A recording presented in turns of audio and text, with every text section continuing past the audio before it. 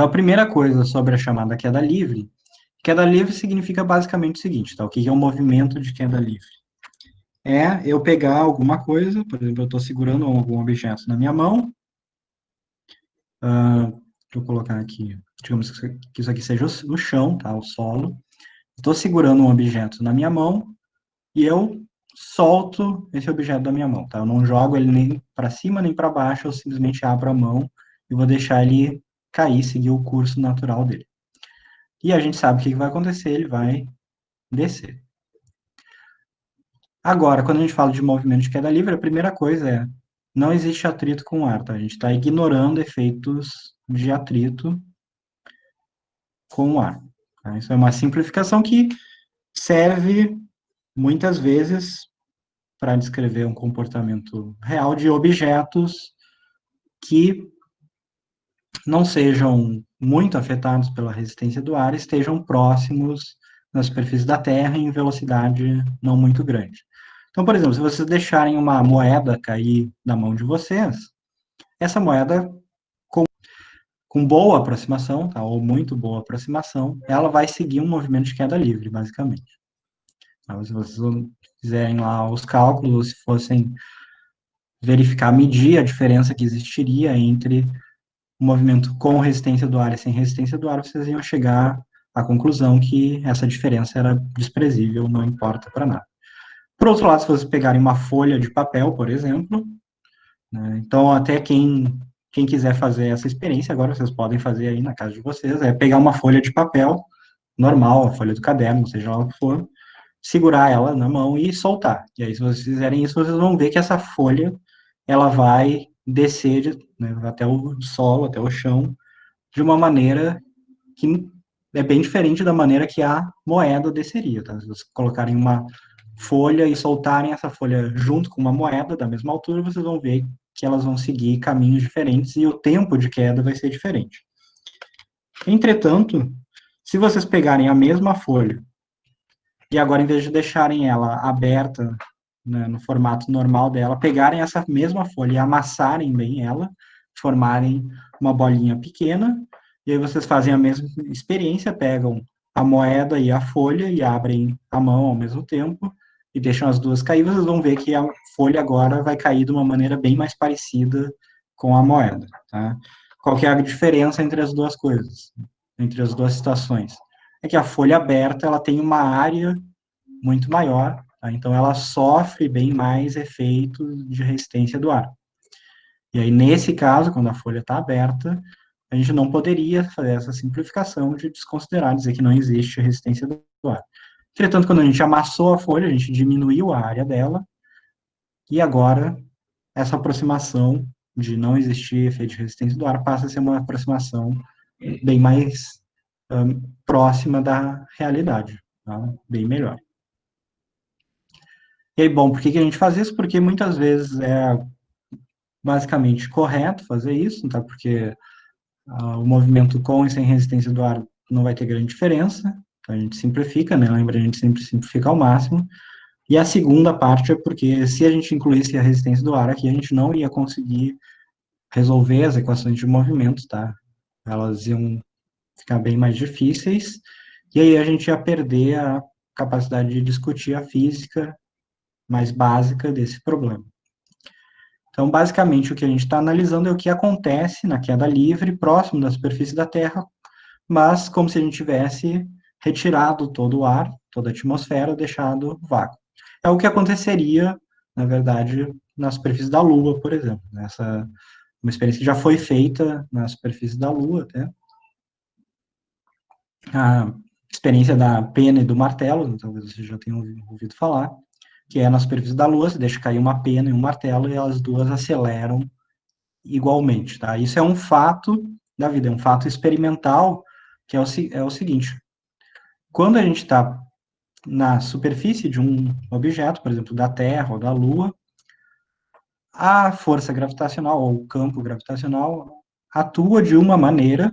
Mais tarde a gente vai falar um pouco mais sobre isso quando for ver a lei de Newton e falar sobre forças. Agora a gente vai simplesmente tomar isso como uma coisa que a gente observa na natureza e é verdade para a gente. Tá? A gente vai lá, mede a aceleração de queda livre, e a gente nota que ela é constante para todos os objetos, desde que a resistência do ar possa ser ignorada, e é independente da massa do objeto. Tá? Então, o objeto mais pesado, ele acelera da mesma maneira, com a mesma aceleração que o objeto mais leve. Vocês podem fazer essa experiência também na casa de vocês, se vocês deixarem uma coisa mais pesada, né, por exemplo, um tubo de alguma coisa, cair junto com uma moeda ou uma caneta, e vocês vão ver que os dois vão cair juntos, vão chegar no solo ao mesmo tempo. Tá? Portanto, o movimento de queda livre, se vocês forem ver aqui, agora eu coloquei dois eixos aqui, então digamos que esse seja o eixo X e esse seja o eixo Y, e aí notem que as equações para a queda livre, em que o movimento acontece aqui ao longo do eixo Y, né, portanto, o movimento na vertical agora, são exatamente iguais às equações que a gente tinha acabado de ver para x. Tá? Ela tem a mesma coisa aqui, né? Então, a gente tinha x igual a x0 mais v0t, at ao quadrado sobre 2, v igual a v0 mais at, v ao quadrado igual a v0 ao quadrado mais 2a delta x. Notem exatamente a mesma coisa, né? Só que agora a gente simplesmente trocou o nome da nossa variável. Antes eu estava chamando de x, normalmente a gente usa x para horizontal, agora eu estou chamando de y, normalmente a gente usa y ou z para vertical, mas isso é só o nome que a gente dá para as coisas, tá? A física do problema, notem, continua exatamente igual, é exatamente a mesma. Por quê? Porque a aceleração de queda livre é uma aceleração constante. Então, as equações têm exatamente o mesmo formato. Não muda nada.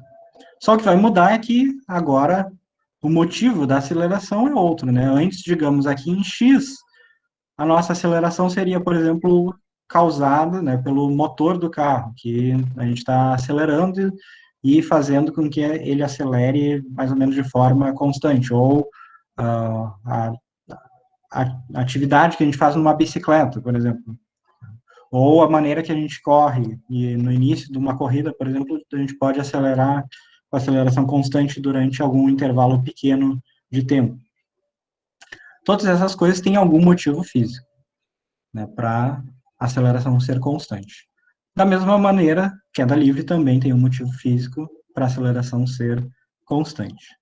Notem, a física, então, é exatamente a mesma, o motivo é diferente, o valor da aceleração a gente já vai ver qual é, vocês já devem saber até, a aceleração gravitacional tem um valor bem específico na superfície da Terra, mas as equações são exatamente iguais. A única coisa que a gente fez foi mudar o nome do nosso eixo, e agora a gente sabe que essa coisa está na vertical e não mais na horizontal. Mas notem exatamente a mesma coisa. Agora, então, vamos falar do caso específico na superfície da Terra, né? Então, portanto, quando a gente está na superfície da Terra, vou botar aqui, superfície da Terra, a gente vai lá e mede essa aceleração. E o valor do módulo dessa aceleração é chamado de g minúsculo, tá? Que é a chamada aceleração gravitacional local, que na superfície da Terra tem um valor aproximado de 9,8 unidades de aceleração no sistema internacional, portanto, metro por segundo ao quadrado. Tá? Então, Gzinho igual a 9,8 metros por segundo ao quadrado, aproximadamente 10, né? Então, esse valor, ele muda um pouquinho com o local da superfície da Terra onde a gente está, mas não muito, tá? Então, no geral, 9,8 pode ser usado sem nenhuma dificuldade, exceto se vocês estiverem, por exemplo, fazendo algum experimento muito preciso que necessite saber exatamente qual o valor de G no ponto em que vocês estão na superfície da Terra, mas no geral é isso aqui. 9,8 metros por segundo ao quadrado. Agora, isso aqui também tem uma orientação espacial, né? E a gente sabe que quando a gente está próximo da superfície da Terra, as coisas elas aceleram sempre para baixo, né? Então, na verdade, G, vamos botar aqui uma coisa, uma partícula, e ela vai acelerar sempre para baixo, tá? E sempre em direção ao centro da Terra, na verdade, tá? Mas isso significa uma queda na vertical, localmente. E o valor, o módulo dessa coisa é 9,8 metros por segundo ao quadrado. Mas a orientação é sempre para baixo, tá? Então isso é importante de lembrar, a orientação sempre para baixo. E aí entra uma coisa aqui que depende da nossa escolha, tá? Então, o que, que é o depender da nossa escolha? Se vocês lembrarem nas aulas anteriores, tá? Então, esse aqui é o meu eixo Y, e aqui eu coloquei a superfície da Terra, o solo, tá?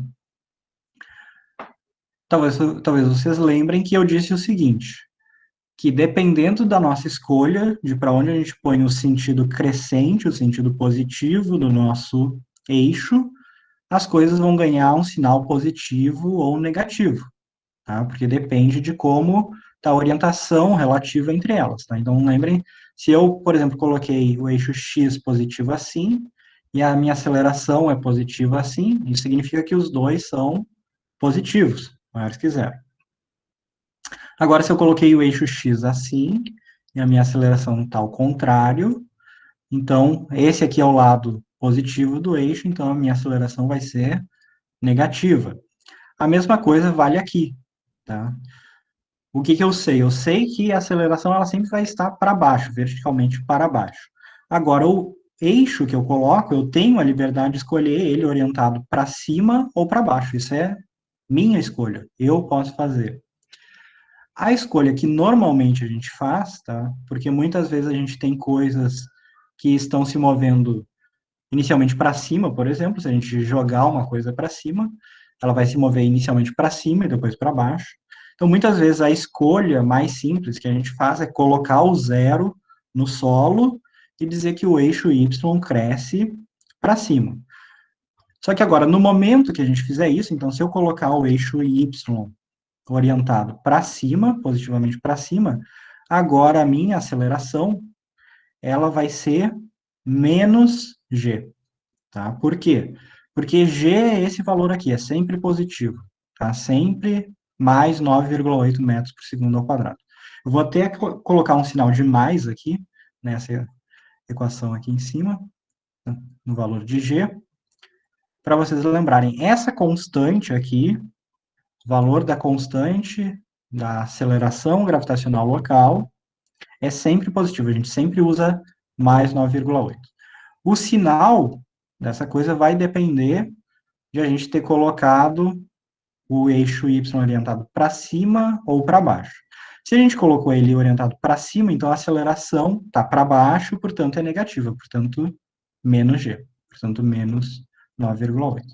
Se eu colocar o eixo y orientado para baixo, agora a aceleração é positiva, mais g, portanto mais 9,8 metros por segundo ao quadrado. Então vejam, fazendo essa escolha aqui que eu coloquei, tá, que é o eixo y orientado para cima, as nossas equações, se a gente for colocar g aqui nelas, elas vão ganhar um sinal de menos. Tá? Por que que apareceu esse sinal de menos aqui? Notem, isso aqui era mais 2A, agora apareceu um menos g. Por que que apareceu?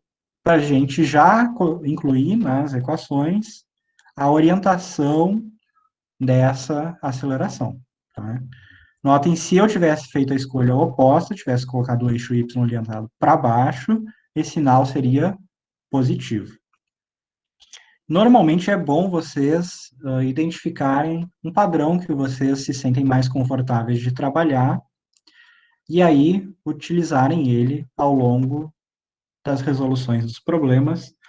Ocasionalmente, vocês podem encontrar um ou outro problema que é mais fácil fazer o contrário, e eu normalmente costumo sempre colocar o eixo Y orientado para cima. De vez em quando, muito excepcionalmente, eu ponho para baixo, Mas notem, isso é uma escolha nossa, e a gente tem a liberdade de fazer a escolha que a gente quiser, que for mais conveniente, que a gente achar mais fácil. A única coisa que a gente tem que sempre lembrar é o seguinte: depois que a gente fez a escolha, a gente tem que sempre lembrar dela e manter a mesma escolha, de preferência, do início ao fim do problema. Se vocês forem começar o problema de um jeito e terminar de outro, a chance de vocês errarem é altíssima. Tá? Então, se vocês começaram com o eixo Y para cima, façam todo o problema com ele para cima. Se vocês começaram para baixo, façam todo o problema com ele para baixo. E aí notem, né? Se a escolha foi para cima, vai aparecer esse sinal de menos aqui. Já está incluso o sinal de menos desde o início, tá? Então, se vocês manipularem essas equações, e aí lá no final vocês encontraram alguma identidade, e vocês vão substituir pelos valores numéricos dessas coisas. Vocês têm que lembrar que quando vocês forem trocar esse G aqui pelo valor dele, vocês vão sempre usar mais 9,8. Por quê? Porque o sinal de menos já foi incluído, já está incluso aqui. Tá? Então, vocês não vão botar menos e depois menos 9,8, aí vocês estão errando. Tá? Então, notem essa diferença que existe. Então, vamos fazer um exemplo bem simples aqui de uma equação que aparece muitas vezes. Deixa eu ver se eu deixei mais um. Não, não deixei uma tela. Vou fazer aqui. Vai ser uma coisa bem simples, que é o seguinte. Eu tenho um objeto, uma partícula qualquer, digamos, uma moeda. Aqui está o solo, tá, a superfície da Terra. E eu vou deixar essa coisa cair, tá, um movimento de queda livre. Vou fazer em azul aqui.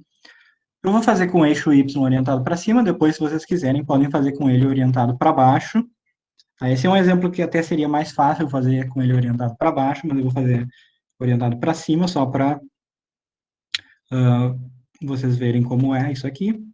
E a gente está interessado em saber o seguinte: dado que isso é uma queda livre, eu quero saber qual vai ser a velocidade final desse objeto, vamos dizer assim, quando ele vai atingir o solo. Notem, não é a velocidade dele quando ele já está no solo, obviamente o objeto vai acabar parando no solo, né? Mas é a velocidade dele no instante que ele vai chegar no solo, tá? Então eu quero descobrir isso aqui. E aí lembrem, queda livre também significa que a gente deixa essa coisa sair do repouso, né? Portanto, a velocidade inicial dessa coisa, a velocidade inicial dessa coisa é nula, ele estava em repouso originalmente, tá? A gente vai estar segurando uma coisa na mão, a gente vai deixar ela cair, não vai jogar nem para baixo nem para cima, portanto, a velocidade inicial é zero. Notem, meu eixo Y está orientado para cima. E aí, se vocês notarem, a variação que vai existir da posição dessa coisa corresponde a essa diferença entre a posição inicial, eu vou dizer que a posição inicial é esse valor de y0, que eu posso até dizer que é alguma altura, h, vou botar h, tá? Então corresponde a essa marcação aqui de altura no meu eixo y, e a gente sabe que a posição final dessa coisa aqui vai ser y igual a zero, tá? Então, meu zero está aqui no solo. Então, zero em y está no solo, e o y inicial, anotem, isso aqui é o y inicial, né? Se y0 é y inicial, não significa que ele seja zero, é h, na verdade, é o valor que eu dei para ele. E aí, se vocês notarem isso aqui, olharem as equações que a gente tem, a maneira mais simples de resolver esse problema, tá? Vocês poderiam fazer utilizando essa primeira equação, sem problema nenhum, mas a maneira mais simples é utilizando aqui a equação de Torricelli, tá? Que nos diz o quê? Velocidade final, né, é o que eu quero descobrir. Então, a velocidade final ao quadrado vai ser igual ao quê? A velocidade inicial, mas a velocidade inicial, lembrem, para queda livre é sempre nula, né? Ele está partindo do repouso. Menos duas vezes g vezes delta y. Agora, notem uma dificuldade que aparece nesse caso aqui, que não apareceria se a gente tivesse feito a escolha oposta de colocar o eixo y orientado para baixo, tá? É justamente por isso que eu estou fazendo essa situação aqui, é que o delta y para a gente, ele seria positivo, seria mais h, se a gente começasse embaixo e fosse subindo, tá? Então, se a gente fizesse assim, o nosso delta y seria positivo.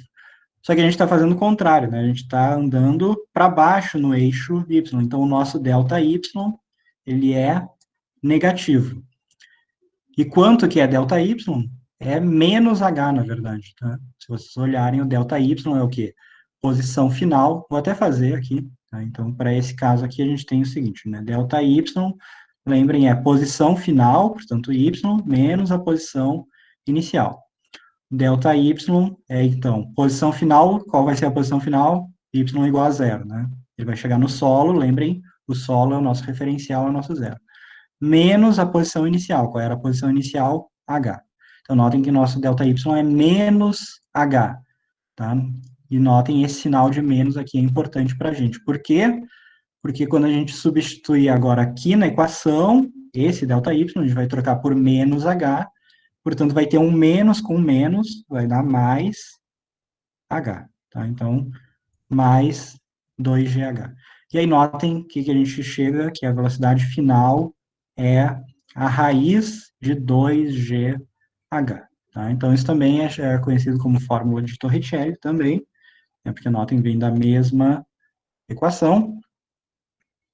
É uma coisa que vai aparecer com alguma regularidade para vocês, aí e é uma equação que nos diz simplesmente o seguinte: dado uma altura inicial, a aceleração da gravidade, que a gente sabe que é 9,8, a velocidade com que essa coisa chega ao solo, tá, logo antes de tocar no solo, é simplesmente a raiz de 2GH. E notem, nessa equação aqui, não aparece em nenhum momento a massa do objeto. O que significa? Que se a gente larga uma coisa pesada ou uma coisa leve, desde que a resistência do ar seja desprezível para essas coisas, então pode ser uma moeda ou uma bola de boliche, não importa, a velocidade final antes de chegar ao solo dessas duas coisas vai ser exatamente a mesma, e depende apenas da altura inicial em que elas foram largadas. Tá? Então, sendo a mesma altura, mesma velocidade final. Vou fazer um exemplo aqui, tá? Essa é a questão 3 da primeira avaliação que a gente teve no semestre anterior, ainda em atividade presencial, no caso, no semestre 2020.1.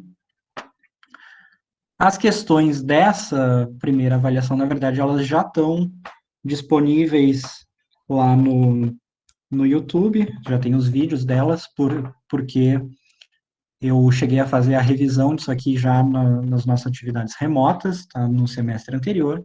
Então, essa questão ela já está disponível lá, junto com as outras, dessa primeira avaliação do semestre anterior. Mas, igual, eu vou fazer aqui, só para vocês verem, a gente poder falar um pouco sobre isso. Tá? Então, esse é um caso agora de lançamento vertical. Notem, lançamento vertical não é exatamente a mesma coisa que queda livre, mas a ideia é a mesma. Qual é a única diferença? A única diferença é que, em vez da gente partir do repouso, tá, o que a gente vai fazer? A gente vai pegar alguma coisa e a gente vai lançar ela para cima ou para baixo. Normalmente para cima, tá? Mas poderia ser para baixo também, poderia jogar alguma coisa para baixo. E aí, nossa ideia é calcular o que vai acontecer com essa coisa, tá? Nesse caso aqui, então eu vou colocar nossas referências aqui, tá? Então, meu eixo Y, vou colocar ele orientado para cima, tá?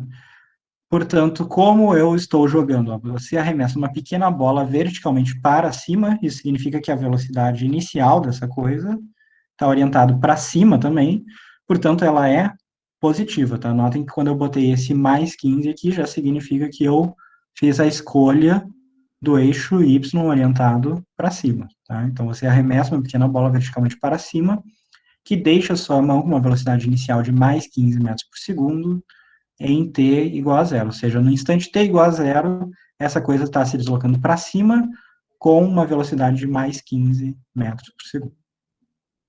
E aí calcule. A velocidade da bola em t igual a 1 e t igual a 2 segundos, a altura máxima atingida pela bola, a velocidade, a aceleração da bola no ponto de altura máxima, o instante t em que a altura máxima é atingida, velocidade da bola imediatamente antes de retornar para a sua mão. Tá? Então, vamos dizer que a nossa mão está aqui. Tá? Então, a gente pode tomar isso aqui como o nosso referencial, y0 igual a zero. Notem, eu tenho a liberdade de escolher o meu referencial, tá?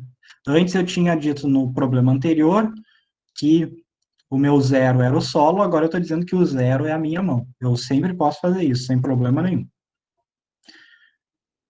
Então, vamos calcular essas coisas aqui, tá? Vamos começar pelo item 1, então, item I. Tá? A velocidade da bola em t igual a 1 e t igual a 2 segundos. Bom, o que a gente pode utilizar? Então, a gente pode utilizar as equações que a gente tinha visto antes. Tá? Então, notem as equações que eu tinha colocado lá para a queda livre, elas já são válidas aqui. Então, a gente sabe, por exemplo, que y, como função do tempo, é igual a posição inicial mais velocidade inicial vezes o tempo, menos gt ao quadrado sobre 2. Eu também sei que a velocidade em função do tempo é igual à velocidade inicial menos g vezes t. Ó, tem o item 1, ele nos, e aí também é lógico, né, v ao quadrado igual a v0 ao quadrado menos 2g delta y. O item 1, ele diz, calcule a velocidade da bola em t igual a 1 segundo e t igual a 2 segundos. Bom, esse item 1, na verdade, se vocês repararem, ele nos pede para utilizar essa segunda equação aqui, equação para velocidade, né? Porque a gente sabe a velocidade inicial, a gente sabe o valor de g, e a gente tem o tempo é dado, né? O tempo tem que ser 1 segundo e 2 segundos. Então, basta colocar os números aqui para a gente encontrar v. Então, v calculado em t igual a 1 segundo, vai ser igual ao quê? V0, mas V0 é o quê? Mais 15, né? Mais 15 metros por segundo, menos G. Aqui eu vou usar G igual a 10 só por praticidade, tá? Eu vou usar G igual a 10 metros por segundo ao quadrado, por simplicidade. 10 vezes T, T igual a 1. Então, a velocidade para t igual a 1 segundo é mais 15 menos 10, portanto, mais 5 metros por segundo. Velocidade em t igual a 2. Velocidade em t igual a 2 é o quê? Velocidade inicial, mais 15, de novo, menos g, aceleração, que é 10 vezes 2. E agora, notem o que a gente tem. A gente tem mais 15 menos 20. Portanto, menos 5 metros por segundo. O que significam esses sinais? Né? O que significam os sinais para a gente? Lembrem, os sinais têm significado físico e a gente precisa comparar eles com as nossas escolhas. Portanto, como a gente tinha escolhido que o eixo y era positivo para cima, o que isso significa é que quando a gente tem tempo igual a 1 segundo, a bola ainda está se movendo para cima. Entretanto, quando a gente tem tempo igual a 2 segundos, a bola já está se movendo para baixo. Por quê? Porque a gente sabe que o que vai acontecer com essa coisa, qualquer objeto que a gente lança aqui para cima, né? Ele vai subir, tem uma velocidade inicial, mas como a aceleração está para baixo, né? A aceleração é g para baixo, então essa coisa vai desacelerando até atingir um ponto de altura máxima, e aí ele começa a descer. Então, notem, em algum instante entre t igual a 1 segundo e t igual a 2 segundos, essa coisa atingiu o ponto de altura máxima, né? Por quê? Porque mudou a orientação do movimento. Então, em t igual a 1 segundo ainda estava subindo, t igual a 2 segundos já está descendo. Tá? Em algum instante aqui, entre esses dois, esse ponto de altura máxima foi atingido. 2, a altura máxima atingida pela bola. Tá? Então, vamos fazer o item 2, a altura máxima atingida pela bola. Fazer aqui. Então, item 2, altura máxima atingida pela bola. Então, o que eu quero é isso aqui, y máximo. E aí tem basicamente duas maneiras de resolver essa coisa. Tá? Então, uma maneira seria utilizando a primeira equação. Eu vou só escrever aqui, não vou resolver assim, mas notem, vocês poderiam fazer isso sem problema nenhum. Tá? Então, vocês poderiam usar o seguinte, que a altura máxima, ou seja, o y, vai corresponder ao y0, mas notem, eu escolhi o y0 como sendo zero, mais a velocidade inicial, que eu sei que é 15 vezes o tempo, menos g sobre 2, então 10 dividido por 2, 5, t ao quadrado. E aí, o que vocês teriam que fazer? Vocês teriam que antes descobrir o tempo. Como que vocês descobririam o tempo? Utilizando a segunda equação, tá? E aí, como que vocês fariam isso? Vocês teriam que notar o seguinte, que a velocidade na altura máxima, ela tem um valor bem específico, que é zero. Tá? Por que a velocidade na altura máxima é zero? Porque, notem, antes a coisa estava subindo, a velocidade era positiva, depois ela vai estar descendo com velocidade negativa. Como a gente está num movimento em uma dimensão, tá? Uma reta vertical, então as coisas só podem ir para cima ou para baixo, obrigatoriamente, para passar do positivo para o negativo, a gente precisa passar por zero. Tá? E o ponto em que a velocidade é nula é o ponto de altura máxima. Então, vou anotar isso aqui, ó, em y máximo, a gente sabe que a velocidade dessa coisa é nula. E aí, utilizando essa segunda equação, vocês podem ver que a gente teria que zero, então, velocidade na altura máxima é zero, é igual à velocidade inicial, portanto, mais 15, menos aceleração vezes tempo. Tá? Então, aqui a gente já consegue, inclusive, descobrir que o tempo vai ser 15 sobre 10, portanto, 1,5 segundos. E vocês teriam que pegar esse tempo aqui, retornar nessa primeira equação, substituir, coloca o valor, vai dar o y máximo. É uma maneira e vocês sempre podem fazer dessa maneira, não tem problema nenhum. Entretanto, a gente, na verdade, já fez essa operação aqui de isolar o tempo e substituir aqui, quando a gente escreveu essa terceira equação, que é a equação de Torricelli. Então, para esse caso aqui, eu poderia simplesmente usar ela também. Tá?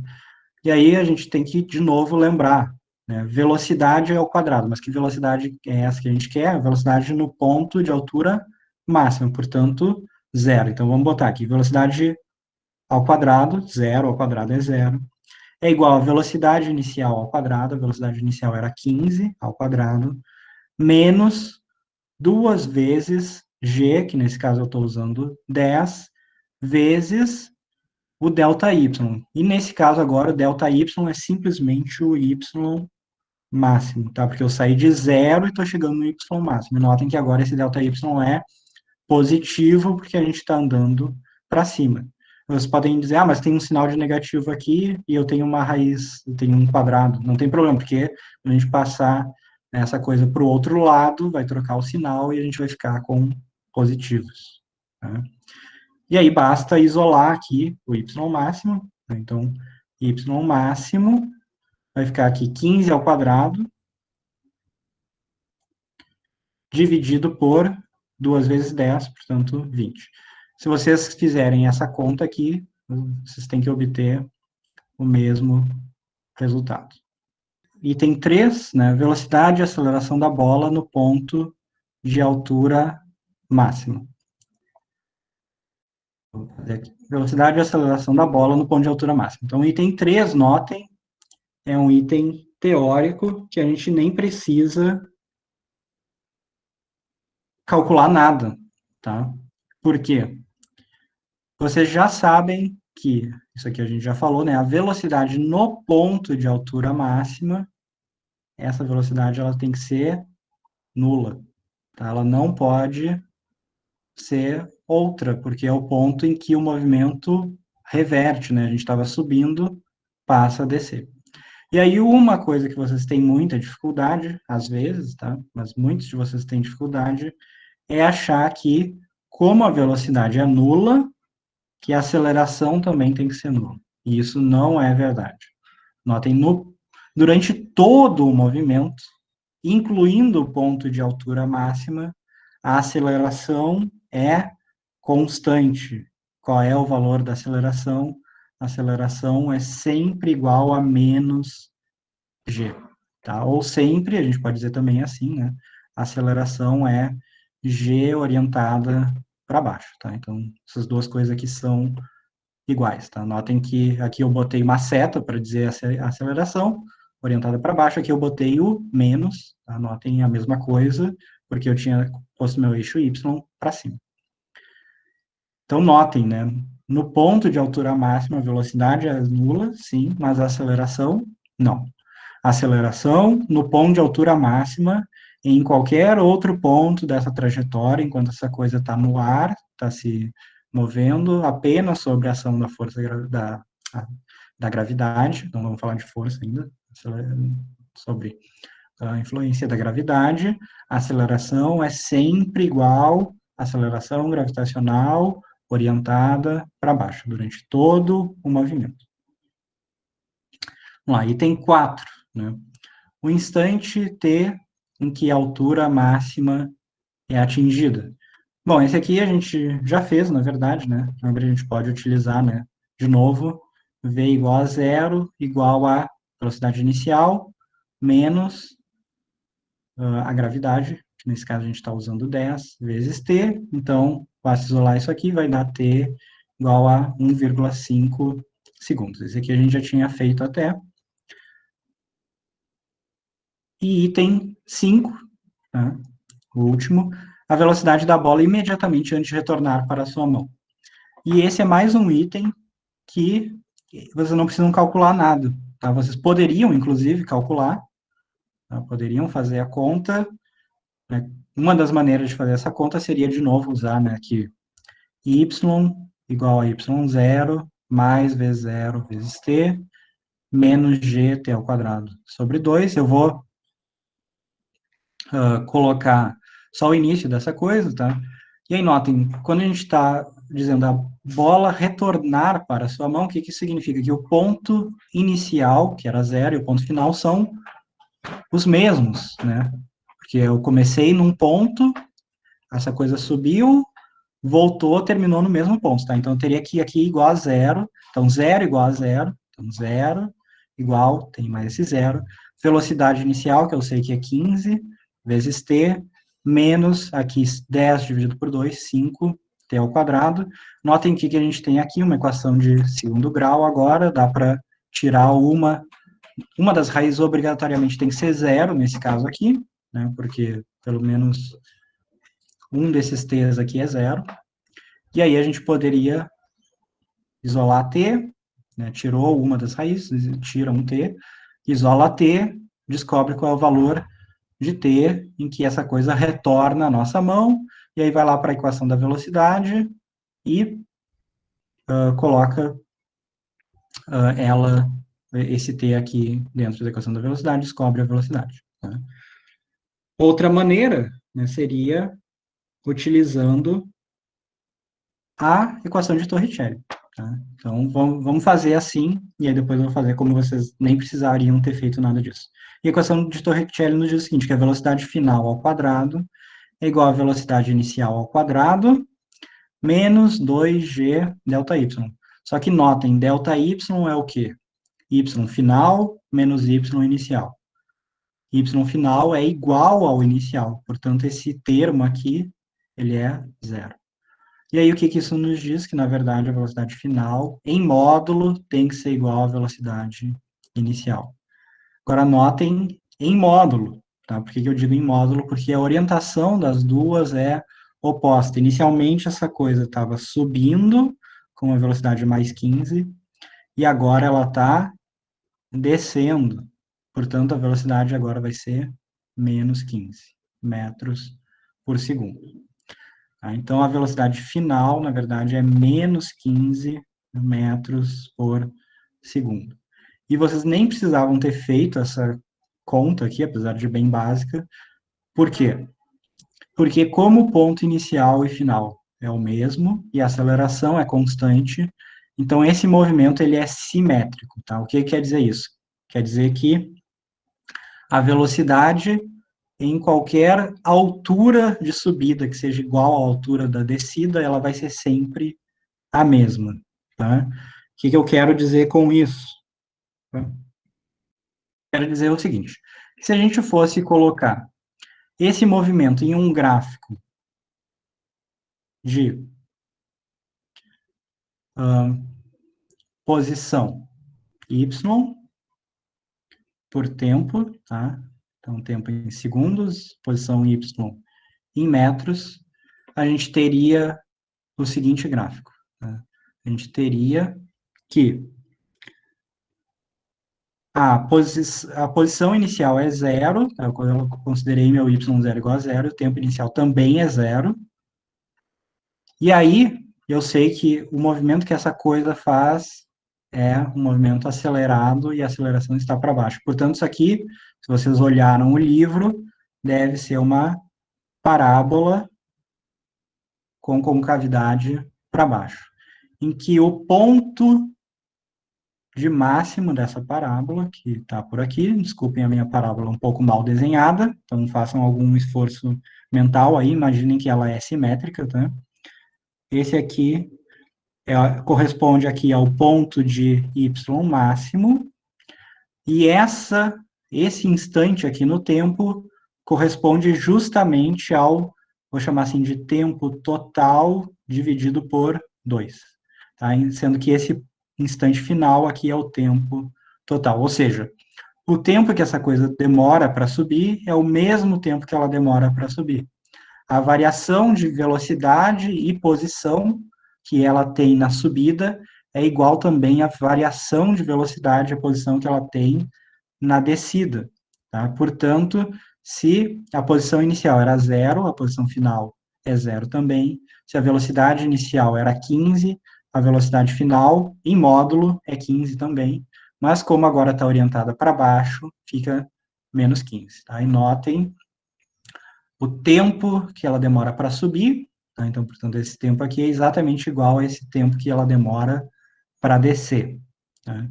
E a gente tinha visto, né, o tempo para a altura máxima, né? Então, tempo na altura máxima, a gente calculou isso aqui, né? Era 1,5 segundos. Então, a gente sabe que esse tempo aqui, final, vai ser 3 segundos. Notem aqui a gente está usando g igual a 10, tá? Portanto, isso aqui está arredondado, mas não tem problema nenhum. Para a ideia da coisa, não importa se a gente usa g igual a 10 ou g igual a 9,8, no final vai dar uma diferença pequena, as duas estão certas, é só praticidade e qual o nível de precisão que a gente necessita.